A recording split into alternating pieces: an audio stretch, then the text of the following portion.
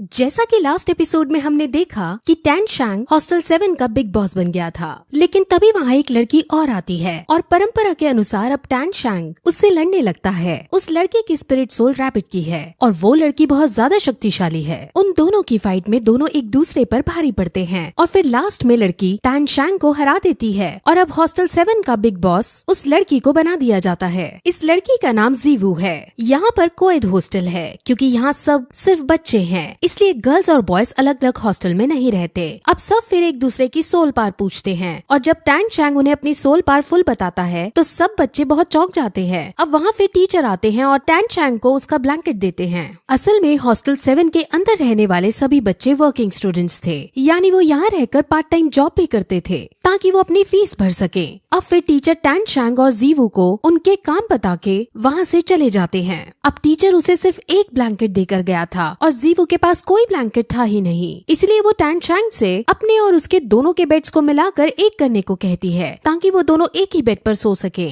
अब सब बच्चे बहुत चौंक जाते हैं और टैन शैंग से जलने लगते हैं। टैन शैंग भी घबराते हुए उससे कहता है कि भला एक लड़का लड़की एक साथ एक बेड पर कैसे सो सकते हैं, जिस पर जीवू कहती है कि जब मुझे लड़की होकर कोई दिक्कत नहीं तो तुम्हें लड़के होकर क्या परेशानी है। अब फिर वो बेड्स को अटैच करता है और दोनों सो जाते हैं। अब अगले दिन वो सभी बच्चे मेस के अंदर खाना खाने जाते हैं और जीवू को ऊपर फ्लोर पर खाना खाने का मन था, लेकिन वहाँ उसे ये पता चलता है कि ऊपर वाला फ्लोर अमीरों के लिए है और गरीबों के लिए ऊपर जाना मना है। अब ये सुनकर सभी को बहुत बुरा लगता है क्योंकि ऊपर बैठे अमीर लोग उन्हें चिढ़ा भी रहे होते हैं। हॉस्टल 7 के सभी बच्चे अब नीचे के फ्लोर पर ही खाना खाने के लिए बैठने लगते हैं, लेकिन तभी वहाँ ग्रैंड मास्टर आते हैं। ग्रैंड मास्टर वही है जिसे टैन शैंग ने अपना टीचर बनाया था। ग्रैंड मास्टर टैन शैंग के पास आकर उसे अपने साथ ऊपर खाना खाने को कहते हैं क्योंकि उनको टैन शैंग से कुछ बातें करनी थी, लेकिन टैन शैंग को फिलहाल अपने दोस्तों के साथ रहकर ही खाना खाना बेहतर प्रतीत होता है और वो उनसे खाना खाने के बाद मिलने को कहता है। अब टैन शैंग अपने दोस्तों के पास जाता है, जहाँ जब उसके दोस्तों को ये पता चलता है कि टैन शैंग के टीचर ये हैं तो उन्हें बहुत अजीब लगता है क्योंकि सबको ये बात पता थी कि ग्रैंड मास्टर रैंक 29 पर पहुँचे हुए हैं, लेकिन उससे आगे नहीं बढ़ पा रहे हैं, जिस वजह से उनका कभी कभार मजाक सा भी बनाया जाता है। और जब टैन शैंग के दोस्त टैन शैंग के सामने ही ग्रैंड मास्टर का मजाक सा उड़ाने की कोशिश करते हैं तो टैन शैंग गुस्से में आकर उन्हें धमकी देता है कि अगर तुमने मेरे टीचर के बारे में एक और बार मजाक उड़ाया तो तुम्हारे लिए अच्छा नहीं होगा।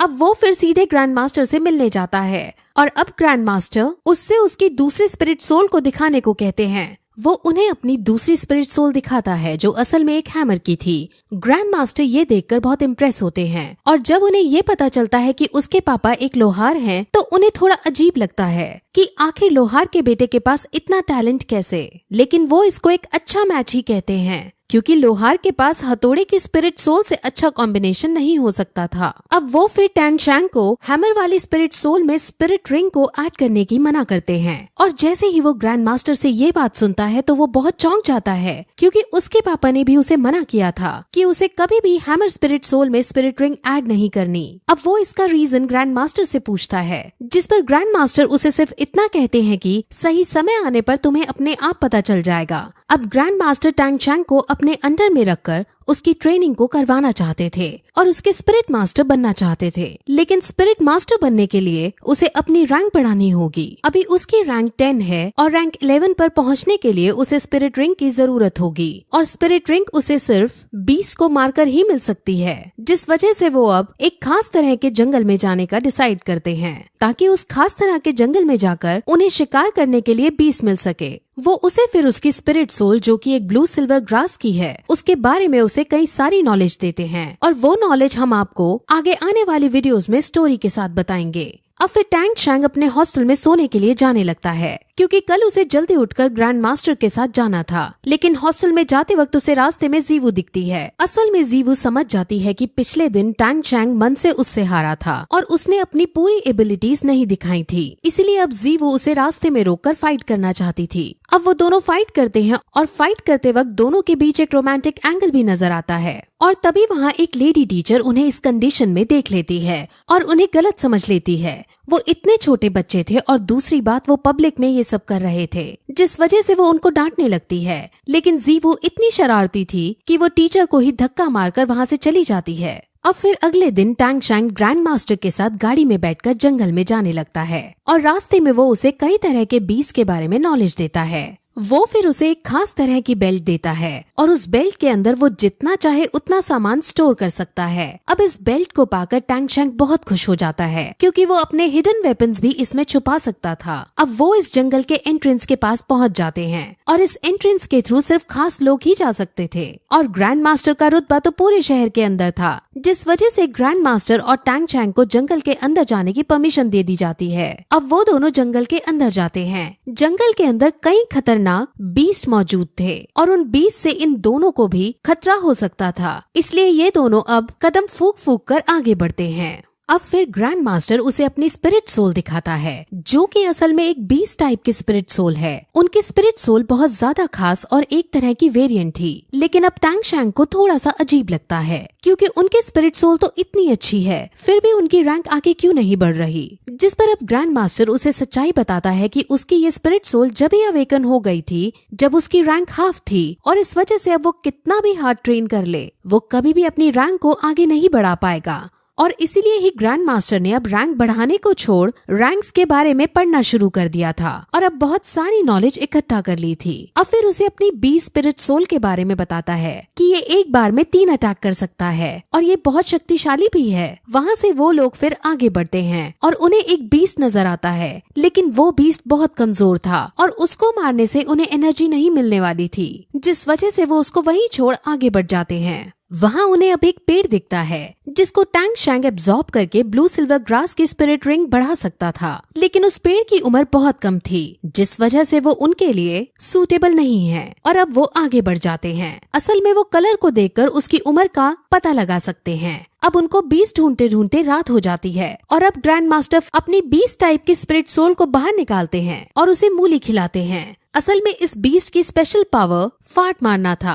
और ये मूली खाने से ही पॉसिबल हो सकता था। ये बात टैंग शैंग को बहुत शॉक करती है। अब वो बात कर ही रहे होते हैं कि तभी वहाँ एक बहुत बड़ा स्नेक के शेप वाला बीस्ट आ जाता है और उन पर हमला करने लगता है। वो बीस्ट 100 साल से भी ज्यादा पुराना था और बहुत शक्तिशाली था और उसे ग्रैंड मास्टर नहीं मार सकते थे, जिस वजह से वो उससे बचकर भागने की कोशिश करते हैं। लेकिन वो बीस्ट उनको पकड़ने के लिए उनके पीछे दौड़ता है और उनको मारने ही वाला होता है कि तभी ग्रैंड मास्टर की स्पिरिट सोल उस पर हमला कर देती है, लेकिन वो बीस्ट उससे भी बच जाता है। ग्रैंड मास्टर और टैंग शैंग अपने अपने तरीकों से उसे हराने की कोशिश करते हैं, लेकिन दोनों में से कोई उसको नहीं हरा पाता। इसीलिए अब टैंग शैंग एक आइडिया सोचता है। टैंग शैंग अपने ग्रैंड मास्टर का साथ छोड़ चुपके से उससे लड़ने जाता है और अपने हिडन वेपन से उसके मुंह पर वार कर देता है, जिस वजह से वो बीस्ट वहीं तड़प तड़प कर जमीन पर गिर जाता है। अब फिर ग्रैंड मास्टर भी उसको देख लेते हैं और टैंग शैंग को डर लगता है कि कहीं इन्होंने मुझे देख तो नहीं लिया। वो सबसे अपने हिडन वेपन्स को छुपाना चाहता था। अब ग्रैंड मास्टर उसके पास आते हैं और उनको खुशामती से उसका हिडन वेपन नहीं दिखता और ग्रैंड मास्टर को यही लगता है कि टैंग शैंग का चाकू तुक्के से इसके मुंह पर जा लगा है और ये बीस्ट तुक्के से मर गया है। अब ग्रैंड मास्टर बहुत खुश होते हैं क्योंकि अब इस बीस्ट की एनर्जी खींचकर वो टैंग शैंग को स्पिरिट रिंग दिला सकते हैं। अब ग्रैंड मास्टर की ये बात सुनकर कि उसको इस बीस्ट में से एनर्जी खींचनी है, वो डर जाता है क्योंकि उसे ये लग रहा था कि स्नेक की एनर्जी से उसकी स्पिरिट सोल जो कि ब्लू सिल्वर ग्रास है वो तबाह हो जाएगी। लेकिन ग्रैंड मास्टर उसे समझाते हैं कि ऐसा कुछ नहीं होगा, बल्कि इसको खींचकर तुम्हारी स्पिरिट सोल और ज्यादा मजबूत हो जाएगी। अब टैंग शैंग ऐसा ही करता है और ग्रैंड मास्टर के बताए अनुसार वो उसकी एनर्जी को एब्जॉर्ब करके मेडिटेट करने लगता है। वो अपनी स्पिरिट सोल के अंदर पहुंच जाता है और उसे अब स्पिरिट रिंग हासिल होने लगती है और इस प्रोसेस में सुबह हो जाती है और जब उसकी आँख खुलती है तो वो अपने पास अपने टीचर को बेहोश पाता है। उनको चेक करने पर उसे उसके शरीर पर कल वाले बीस्ट के जहर का निशान मिलता है, जिस वजह से उनके शरीर में जहर फैल गया होता है और अब वो बेहोश हो गए होते हैं। अब अगर उनके शरीर से जहर नहीं निकाला गया तो वो मर सकते थे, इसीलिए वो तुरंत लोहार की टेक्निक का यूज करते हुए चाकू को गर्म करता है और उसका यूज करके जहर निकालने लगता है। वो फिर अपनी सोल पार का यूज करता है और जो जहर उनके शरीर के भीतर चला गया था उसे निकालता है और ऐसा करने के कुछ समय बाद ग्रैंड मास्टर फाइनली होश में आ जाते हैं। टैंग शैंग अपने टीचर को रेस्ट करने का बोलता है, लेकिन अब टीचर सबसे पहले वापस स्कूल लौटना चाहते थे। वो अब टैंग शैंग से उसकी स्पिरिट रिंग की पार दिखाने को कहते हैं, जिस पर अब टैंग शैंग मेडिटेट करके उनकी पार को निकालता है और वो पार 50 मीटर दूर के पेड़ में जाकर लगती है और उस पेड़ को अपने में जकड़कर उसे मारने के लिए रेडी हो जाती है। ग्रैंड मास्टर समझ जाते हैं कि ये पार बहुत ज्यादा खतरनाक है और बहुत शक्तिशाली है। इस पार से हम 50 मीटर दूर खड़े आदमी को आसानी से पैरालाइज भी कर सकते हैं। अब दोनों ही बहुत खुश होते हैं और दोनों अब स्कूल में वापस जाते हैं, जहाँ टैंग शैंग बीमार ग्रैंड मास्टर को बेड पर लेटाता है और ग्रैंड मास्टर उसको शेल्फ में से एक बुक निकालने को कहते हैं। वो कहते हैं कि मैंने इस बुक के अंदर अपनी कई सारी रिसर्च लिखी हैं और इनसे तुम्हें बहुत हेल्प होगी। वो फिर उसे शहर के स्पिरिट हॉल में जाने को कहते हैं, क्योंकि वहाँ जाकर वो खुद के लिए अपने टैलेंट के बेसिस पर एक मंथली स्टाइपेंड बुक कर सकता था और ऐसा करने के बाद उसे यहाँ वर्किंग स्टूडेंट के रूप में काम नहीं करना पड़ेगा। वो अपने ग्रैंड मास्टर की बात मान जाता है और अब उनके कहने अनुसार वहाँ जाने लगता है। वहीं दूसरी तरफ हम हॉस्टल 7 के बच्चों और अमीरों के बच्चों को एक ग्राउंड में देखते हैं जो एक दूसरे से लड़ रहे थे। असल में उनमें लड़ाई हो गई थी और उनके बीच ये डिसाइड होता है कि वो एक एक करके अपने ग्राउंड से एक मेंबर भेजेंगे और जो ग्रुप हारेगा वो कमजोर साबित होगा और उसे दूसरे ग्रुप को बॉस बोलना होगा। हॉस्टल 7 की लीडर जीवू बनी थी और जीवू अपने ग्रुप से एक लड़के को लड़ने के लिए भेजती है। इस लड़के की स्पिरिट सोल लायन की थी और वो अब अमीरों के ग्रुप से जो बच्चा आया था उससे लड़ने लगता है। उनकी लड़ाई बहुत आइकॉनिक लेवल की चलती है, जिस वजह से हॉस्टल 7 का ग्रुप हारने लगता है और जीवू को बहुत बुरा लगता है। अमीरों के बच्चे जीवू को खरगोश कहकर भी चिढ़ाने लगते हैं और तभी वहाँ टैंग शैंग आ पहुँचता है। टैंग शैंग को देखकर जीवू बहुत खुश हो जाती है और वो उसको अमीरों की सारी करतूतें बता देती है। अब टैंग शैंग सब समझ जाता है और वो चुपके से कुछ पेबल्स इस वे में फेंकता है कि अमीर बच्चा लड़खड़ा जाता है और हॉस्टल 7 के बच्चे को मौका मिल जाता है और वो तुरंत अमीर बच्चे पर अटैक करके उसे हरा देता है। अब अमीर बच्चों के ग्रुप को गुस्सा आ जाता है और उनके ग्रुप से सबसे ताकतवर बच्चा लड़ने आ जाता है और उसका सामना टैंग शैंग करता है। टैंग शैंग उसको बिना स्पिरिट सोल के यूज किए ही मात देने लगता है और उस अमीर बच्चे की बहुत बुरी बेइज्जती हो जाती है। अमीर बच्चा अब गुस्से में अपनी फुल स्ट्रेंथ में आता है और अब टैंग शैंग भी अपनी स्पिरिट रिंग का यूज करता है और उसे अपनी पावर्स में जकड़ लेता है और उसे कहता है कि अब तुम अगर हार नहीं मानोगे तो तुम पैरालाइज हो जाओगे। अब वो अमीर बच्चा मरता क्या ना करता, इसलिए वो हार मानकर हॉस्टल 7 को अपने बॉस के रूप में एक्सेप्ट कर लेता है और जीवू बहुत खुश हो जाती है और फिर उन सबको अपनी सोल पावर के बारे में बताती है।